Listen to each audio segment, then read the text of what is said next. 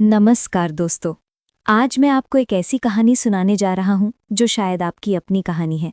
ये कहानी है प्रिया की, 23 साल की, टैलेंटेड, स्मार्ट, लेकिन हमेशा डरी हुई। किससे? लोगों से। लोग क्या सोचेंगे, क्या कहेंगे, पसंद करेंगे या नहीं, यही उसकी पूरी जिंदगी थी। एक शाम कॉलेज रीयूनियन थी। प्रिया को जाना था, दोस्त बुला रहे थे, लेकिन वो अपने कमरे में बैठी थी।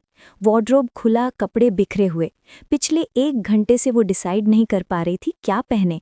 ये ड्रेस तो बहुत सिंपल है, लोग बोरिंग समझेंगे। ये तो बहुत बोल्ड है, लोग जज करेंगे। ये कलर तो अच्छा नहीं लग रहा, लोग हंसेंगे। और फिर अचानक वो रो पड़ी, फ्रस्ट्रेशन से, एग्जॉशन से। मैं क्यों इतना सोचती हूँ?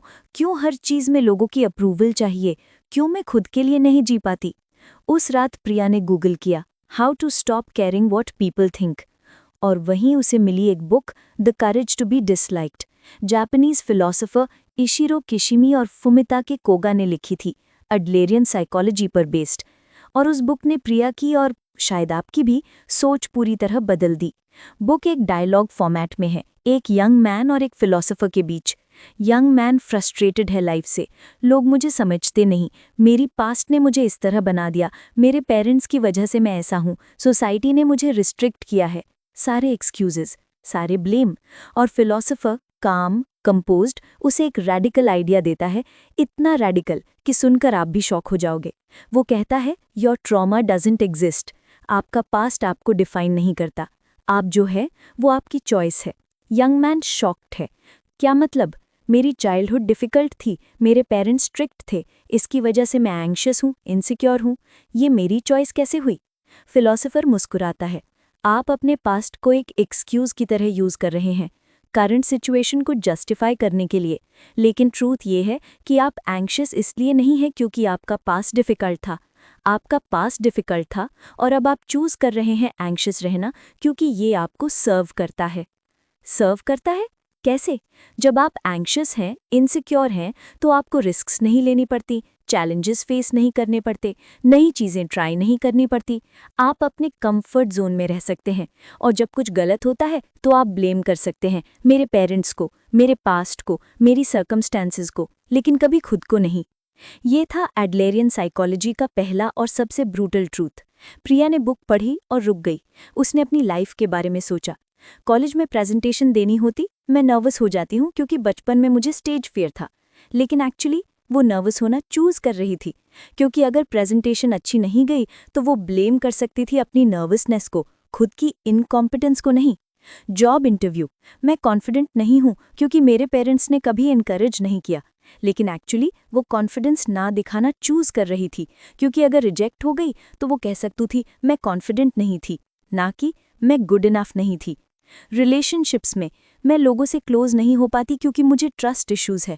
लेकिन एक्चुअली वो डिस्टेंस मेंटेन करना चूज कर रही थी, क्योंकि क्लोज होने का मतलब वल्नरेबिलिटी, और वल्नरेबिलिटी का मतलब हर्ट होने का रिस्क। बेटर था दूर रहना और अपने पास्ट को ब्लेम करना। ये रियलाइजेशन डेविस्टेटिंग थी, लेकिन साथ ही लिबरेटिंग भी, क्योंकि अगर सब कुछ चॉइस है तो वो अलग चूज कर सकती थी। फिलोसोफर आगे कहता है, all problems are interpersonal relationship problems. मतलब आपकी सारी problems, anxiety, depression, insecurity, frustration, सब रिलेशनशिप से जुड़ी हैं। अगर दुनिया में सिर्फ आप होते, कोई और नहीं, तो क्या आपको एंग्जाइटी होती, डिप्रेशन होता, इनसिक्योरिटी होती? नहीं, क्योंकि कोई कंपेयर करने के लिए नहीं होता, कोई जज करने के लिए नहीं होता, कोई अप्रूव या डिसअप्रूव करने के लिए नहीं होता। प्रिया ने सोचा, सच है, उसकी सारी चिंताएं क्या थीं? लोग क्या सोचेंगे, मेरे दोस्त क्या कहेंगे, सोसाइटी मुझे एक्सेप्ट करेगी या नहीं? सब कुछ दूसरों से रिलेटेड था, खुद से कोई कनेक्शन नहीं। यंग मैन पूछता है, तो सोल्यूशन क्या है? लोगों से कट जाऊं, अकेला रहूं? नहीं, फिलोसोफर कहता है, सोल्यूशन है सेपरेशन ऑफ टास्क्स। मतलब ये समझो कि कौन सी चीज़ आपकी रिस्पॉन्सिबिलिटी है और कौन सी दूसरों की। और फिर वो एक एग्जाम्पल देता है जो माइंड ब्लोइंग है। वो कहता है, एक स्टूडेंट पढ़ाई नहीं कर रहा, पेरेंट्स चिंतित हैं, परेशान हैं, वो स्टूडेंट को फोर्स करते हैं, कंट्रोल करते हैं। लेकिन एडलेरियन साइकोलॉजी कहती है ये स्टूडेंट का टास्क है, पढ़ना या ना पढ़ना उसकी चॉइस है, उसकी रिस्पॉन्सिबिलिटी है। पेरेंट्स का टास्क क्या है? सपोर्ट देना, रिसोर्सेज देना, लेकिन फोर्स करना, कंट्रोल करना, ये उनका टास्क नहीं, ये इंट्रूजन है। लेकिन अगर स्टूडेंट फेल हो गया तो कॉन्सिक्वेंसेस भी उसके हैं, लाइफ लेसन्स भी उसके हैं, ग्रोथ भी उसकी है। पेरेंट्स उसे प्रोटेक्ट नहीं कर सकते कॉन्सिक्वेंसेस से, और ना ही उन्हें करना चाहिए। प्रिया को फ्लैशबैक आया। उसके पेरेंट्स हमेशा उसके डिसीजंस में इंटरफियर करते थे। ये करियर चूज करो, वो बॉय अच्छा नहीं, ये ड्रेस मत पहनो, वो फ्रेंड से मत मिलो। और प्रिया, वो हमेशा कंप्लाई करती थी, क्योंकि वो नहीं चाहती थी कि पेरेंट्स अपसेट हों, डिसअपॉइंटेड हों। लेकिन अब उसे समझ आया, ये सेपरेशन ऑफ टास्क्स का वायलेशन था। उसकी लाइफ थी, उसके डिसीजंस थे, उसके कॉन्सिक्वेंसेस होने थे। पेरेंट्स का टास्क था सपोर्ट करना, एडवाइस देना, लेकिन अल्टीमेटली चॉइस उसकी थी। और यही प्रिंसिपल रिलेशनशिप्स में भी अप्लाई होती है। अगर आप किसी को गिफ्ट देते हैं तो आपका टास्क है अच्छा गिफ्ट चूज करना, अच्छे इंटेंट से देना। लेकिन वो पर्सन उसे लाइक करेगा या नहीं, अप्रिशिएट करेगा या नहीं, ये उसका टास्क है, उसकी चॉइस है। आप कंट्रोल नहीं कर सकते, और आपको करना भी नहीं चाहिए। लेकिन यंग मैन आर्ग्यू करता है, अगर हर कोई सिर्फ अपने टास्क्स पर फोकस करे तो रिलेशनशिप्स कैसे बनेंगे, कनेक्शन कैसे होगा?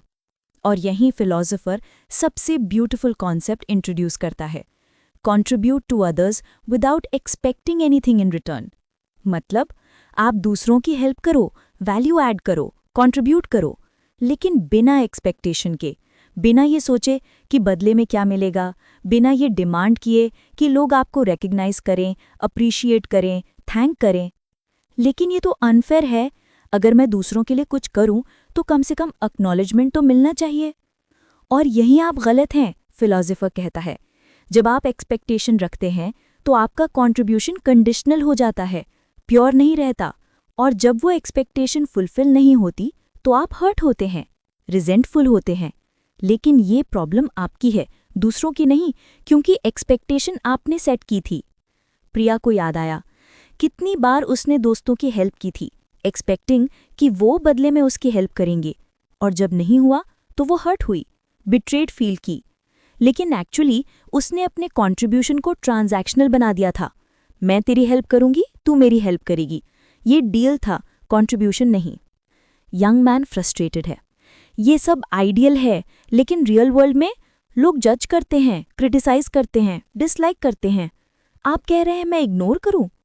नहीं, फिलॉसफर शांति से कहता है, मैं कह रहा हूं आप एक्सेप्ट करो कि 100% लोग आपको लाइक नहीं करेंगे, और ये ओके है।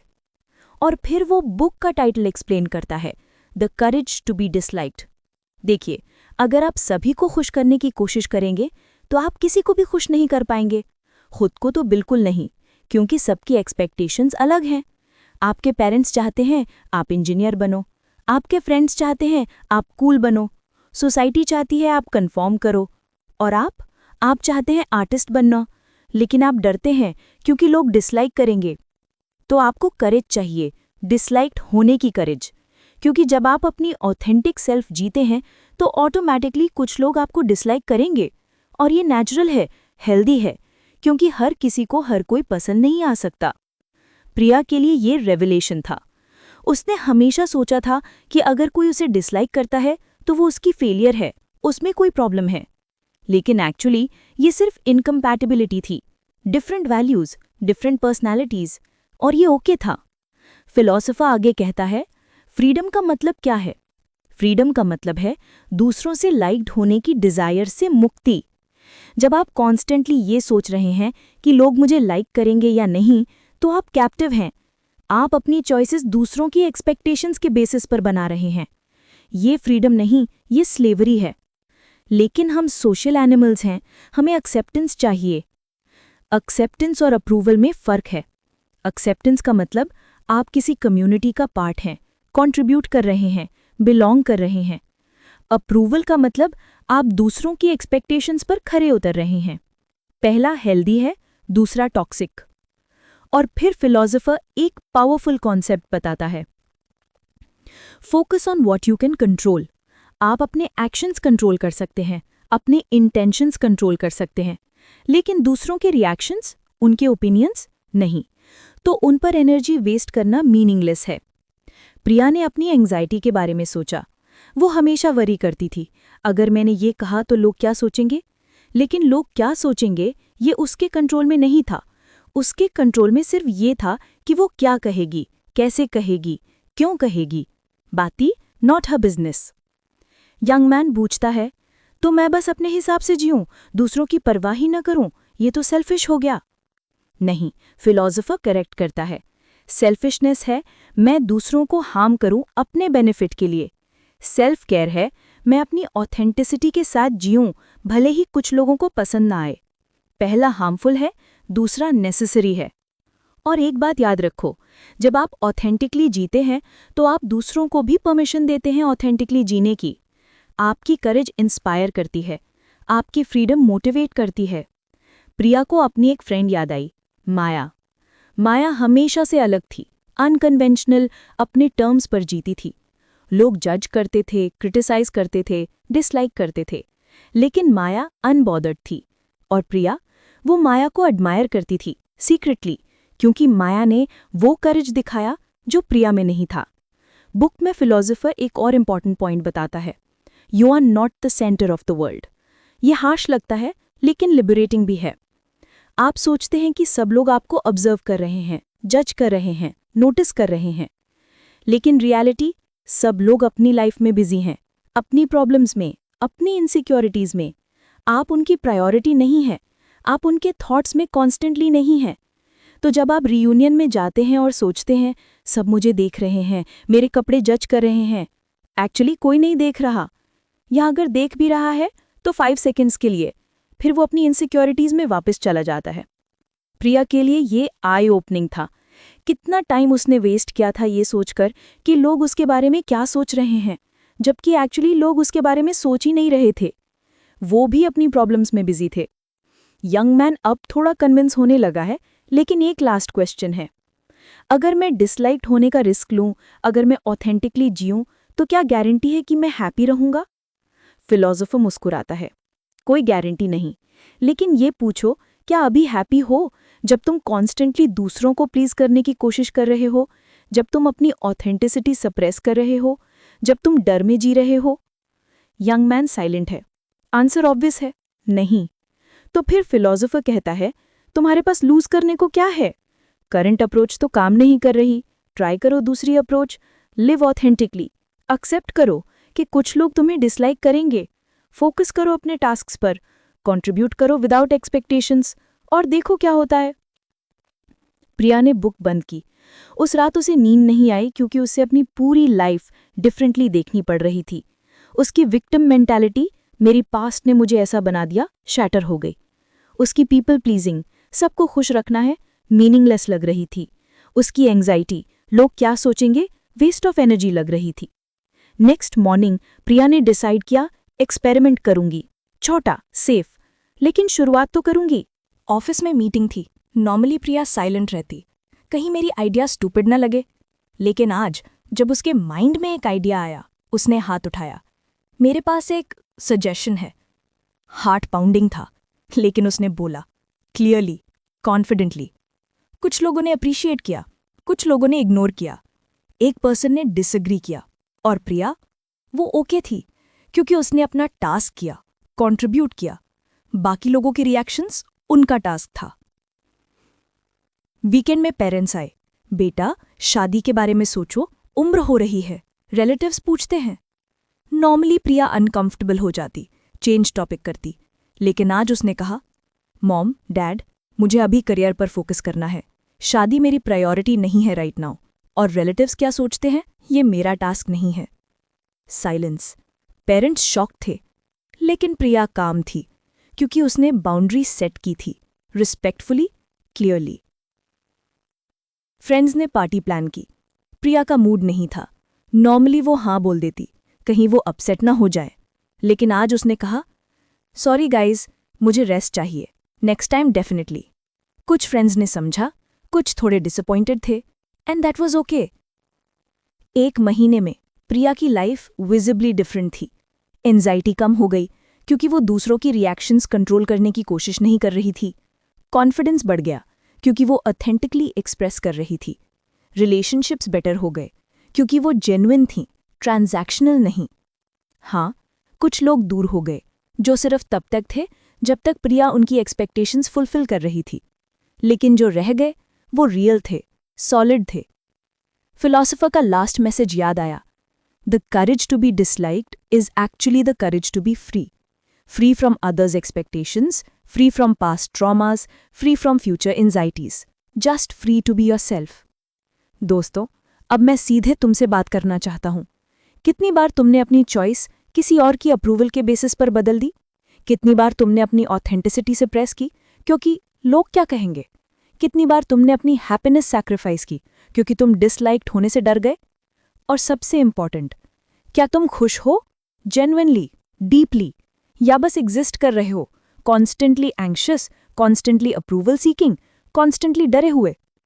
The courage to be disliked तुम्हें परमिशन देती है अपने लिए जीने की, ऑथेंटिकली, फ्रीली, बिना गिल्ट के, बिना फियर के। हाँ, कुछ लोग तुम्हें डिसलाइक करेंगे, एंड दैट्स ओके, क्योंकि जो तुम्हें जेन्युइनली लाइक करते हैं वो तुम्हारी रियल सेल्फ को लाइक करते हैं, फेक वर्जन को नहीं। तो आज से, अभी से थोड़ी करेज लाओ, छोटे स्टेप्स लो, अपनी ऑथेंटिसिटी एक्सप्रेस करो, बाउंड्रीज सेट करो, एक्सपेक्टेशंस रिलीज करो और देखो कैसे तुम्हारी लाइफ ट्रांसफॉर्म होती है। और हाँ दोस्तों, अगर तुम्हें ये समरी वैल्यूएबल लगी तो प्लीज़ मेरे चैनल बुक समरी अड्डा को सब्सक्राइब करो। मैं हर हफ्ते ऐसी ही लाइफ चेंजिंग बुक्स की समरीज लाता हूँ, सिंपल हिंदी में, स्टोरी टेलिंग फॉर्म में, क्योंकि बुक्स में विजडम है और वो विजडम तुम तक पहुंचनी चाहिए। तो सब्सक्राइब करो, लाइक करो, शेयर करो और कमेंट में बताओ, क्या तुम्हारे पास है the courage to be disliked?